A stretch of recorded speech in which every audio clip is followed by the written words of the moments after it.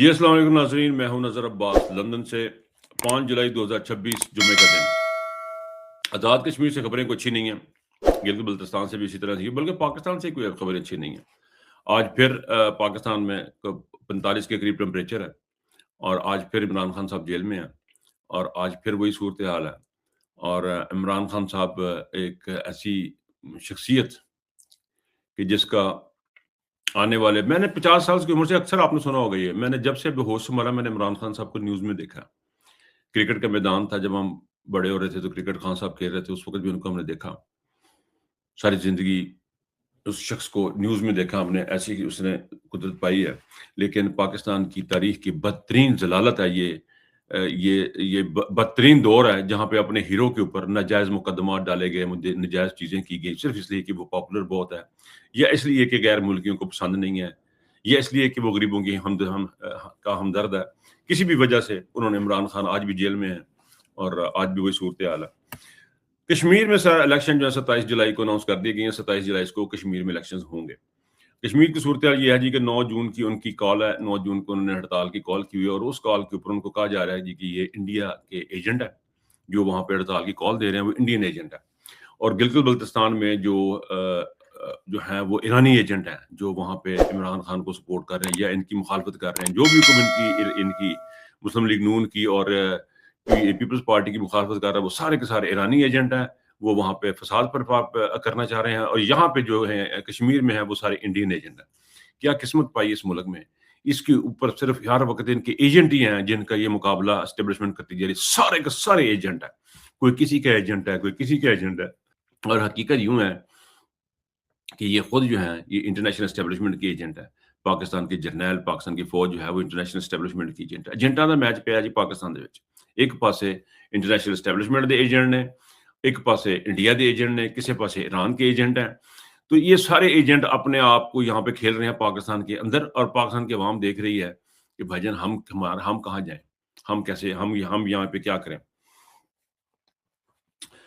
गिलगित बल्तिस्तान के जो पोजीशन है वो तो है। कश्मीर के ऊपर थोड़ी सी मैं बात करना चाहता हूँ। कश्मीर की जो कमेटी वहाँ पे बनी हुई है, जो उनके मुतालबात हैं, मुतालबात बड़े जायज़ हैं कि बाहर से लोग आते हैं, आके यहाँ पे सीटें, मतलब जो कश्मीर की 12 सीटों की बात हो रही है, बाकियों को तो मुझे ज़्यादा डिटेल में मैं नहीं जाऊँगा, लेकिन ये एक बड़ा की पॉइंट है कि जो बाहर जाके आबाद हो गए वो भी असेंबली मेंबरान बन रहे हैं। ये मेरा ख्याल थोड़ी-सी ज़्यादती है, उनके जेन्युइन बात है, उसके जेन्युइन मामला है। और जो आबाद हो गए, साल हर साल से वहाँ पे रह रहे हैं, वो किस हैसियत में जाके पार्लियामेंट के मेंबर बनते हैं, उनको उतना हक नहीं होना चाहिए। मेरा तो ये अपना ज़ाती पॉइंट ऑफ व्यू है। टेक्निकली इसका मुझे नहीं पता, ये पार्टीज़ खुद जानती हैं। लेकिन मेरा एक इस कमेटी के साथ ही जो कश्मीर एक्शन कमेटी है, इसके नाम से लगता है ये सिर्फ कश्मीर के मामलात के लिए बनी है और कश्मीर के जो हालात हैं उसके लिए बनी है। लेकिन मैं इसको एक और अंदाज से देख रहा हूँ। ये सारी जो कश्मीर की मूवमेंट हो रही है, गिलगित बल्तिस्तान की मूवमेंट हो रही है, पाकिस्तान और केपीके में जो सियासत हो रही है, वो सारी की सारी मैं इस तरह देखता हूँ कि ये सारे का सारा इमरान खान को माइनस करने के चक्कर में इन्होंने किया हुआ है। यानी इमरान खान की बात नहीं होगी, बाकी मामला तो जिंदगी ठीक चलेंगे। यानी उस शख्स की बात नहीं होगी जिसने पाकिस्तान का नाम रोशन किया, पाकिस्तान की अवाम की खिदमत की। 3 साल में पाकिस्तान की तारीख की बेहतरीन परफॉर्मेंस पेश की एज ए प्राइम मिनिस्टर, उस बंदे का जिक्र नहीं होगा। बाकी कारोबार जिंदगी आप चलते हैं, उसका जिक्र क्यों नहीं होगा? अगर तो इमरान खान ने कुछ सजा, अगर तो इमरान खान ने कुछ जुर्म किया, या अपनी वाइफ के साथ शादी करनी, अपनी बीवी के साथ गुनाह था, या कोई ऐसा चीज है, उसको स्पीडी ट्रायल में डालते हैं। हमें पाकिस्तान के अवाम को बताते कि, दिखाते कि हाँ भी ये बंदा जो है इसने ये खामियां, गलतियां की हैं, तो हम इसको, पाकिस्तान के अवाम देखना पसंद ना करते। लेकिन आपने उसके साथ ज्यादती की है, आपने उसके साथ जुर्म किया है। वो पाकिस्तान का हीरो था, आप उसको इस तरह नहीं निकाल सकते कि बाकी सारे काम करें, इमरान खान की बात ना करें। मेरी कश्मीर के एक्शन कमेटी से और कश्मीर के लोगों से इस बात का गिला है, मेरा शिकवा है। मैं यहाँ भी करूंगा, यहाँ भी जो क्यादत है यूरोप में, अमेरिका में जो क्यादत है पाकिस्तान तहरीक इसकी कश्मीर की, उनसे बात करूंगा।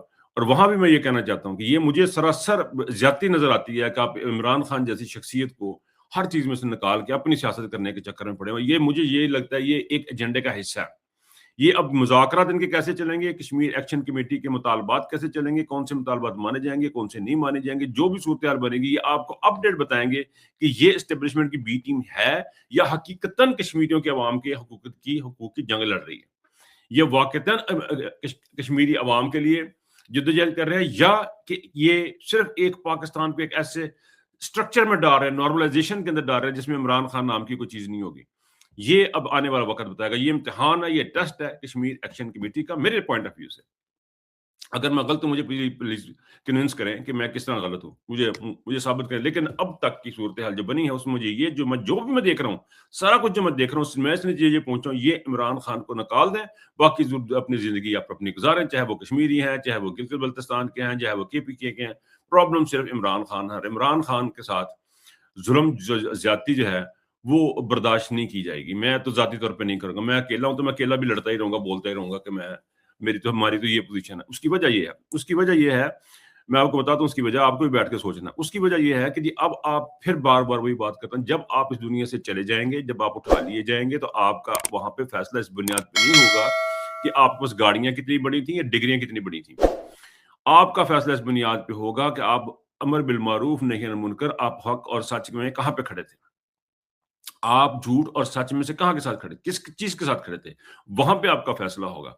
और उसके लिए मुझे इस दुनिया से चूंकि जाना है, मुझे चूंकि मरना है, तो मैं समझता हूं कि मुझे I want to be at the right side of history. मैं तारीख की सही सिमत में होना चाहता हूं, मैं वहां पे खड़ा होना चाहता हूं जहां पे इमरान खान का जो विजन है, जो मैं लेके जाता हूं। और विजन क्या है इमरान खान का? इमरान खान का विजन ये है कि अदालतें आजाद हों, अदालतों में जो है वो इंसाफ मिले, पुलिस आज़ाद हो, पुलिस में कोई करप्शन ना हो, हमारे तमाम अदारे आज़ाद हों, इनमें किसी किस्म की मुदाखलत ना हो, हमारी पार्लियामेंट आज़ाद हो, हमारा आइन और एक कानून हो, उसके तहत गरीब को जो उसका हक मिले। ये वो विजन है जिसको ये चाहते हैं कि हम इससे डिट्रैक हो जाए। इमरान खान से डिट्रैक होने का मतलब है सारे का सारा जो एक खूबसूरत किस्म का मदीना की रियासत का कॉन्सेप्ट है, उससे आप दूर चले जाए और आप अमेरिका के साथ जाके मिल जाए। ये वो विजन है। इसलिए इमरान खान जरूरी। Imran Khan as a person शायद इतना जरूरी नहीं है, लेकिन इमरान खान की अचीवमेंट भी आप उसको सिला मत दें। आप इमरान खान को, जो इमरान खान ने आपको हॉस्पिटल बना के दिया, उसका सिला मत दें। इमरान खान ने आपको जो सेहत कार्ड दिया उसका भी सिला मत दें। इमरान खान ने आपको जो यूनिवर्सिटियां बना के दी उनका बिल्कुल सिला मत दें। इमरान खान को रखे उसको अंदर, लेकिन इमरान खान को इतना तो सिला दें कि वो आपकी आज़ादी के लिए, आपके हकूक के लिए, आपकी पार्लियामेंट की आज़ादी के लिए, आपके आइन की आज़ादी के लिए जो खड़ा है वो आपका है। हस्पताल जी इमरान खान ले गया पैसे सारे खा के, माफ कर दें, सब कुछ माफ कर दें, उसको सब कुछ इग्नोर कर दें, सॉरी सब कुछ इग्नोर कर दें। लेकिन आप ये नहीं इग्नोर कर सकते कि आपकी ज़ात के लिए, पाकिस्तान के अवाम के लिए जिस स्टेचर से वो, जिस कद काठ से वो खड़ा है, उसको ना कोई कश्मीर की कमेटी उसको इग्नोर कर सकती है, ना कोई लोग इग्नोर कर सकते। आने वाला वक्त बताएगा कौन कब कहाँ किसके साथ खड़ा था और खड़ा है। बड़ा अफसोस का मुकाम है। बहरहाल मेरी दुआएं ज़ाती तौर पे कश्मीर एक्शन कमेटी के साथ हैं। वो अपने आप को साबित करेंगे कि वो कितना वो कश्मीर को वो कर रहे हैं, और जो उनको गद्दार कह रहे हैं या उनको गद्दारी के सर्टिफिकेट बेचे जा रहे हैं, तो वो उनके तमगे हैं। गद्दारी के सर्टिफिकेट जो हैं अब वो तमगे बन चुके हैं उन लोगों के लिए जो जद्दोजहद कर रहे हैं इंसाफ के लिए, इंसानियत के लिए, अमर बिल मारूफ के लिए, हकूक के, देखें, इंसानी हकूक के लिए जो कर रहे हैं, हकूकुल इबाद के लिए, यूं कह लें हकूकुल इबाद, ये बड़ा मुनासिब लफ्ज़ लगता है मुझे। हकूकुल इबाद के लिए जो बंदे कोशिश कर रहे हैं उनको जो है वो तमगे दिए जा रहे हैं गद्दारी के। बल ये सूरत हाल है।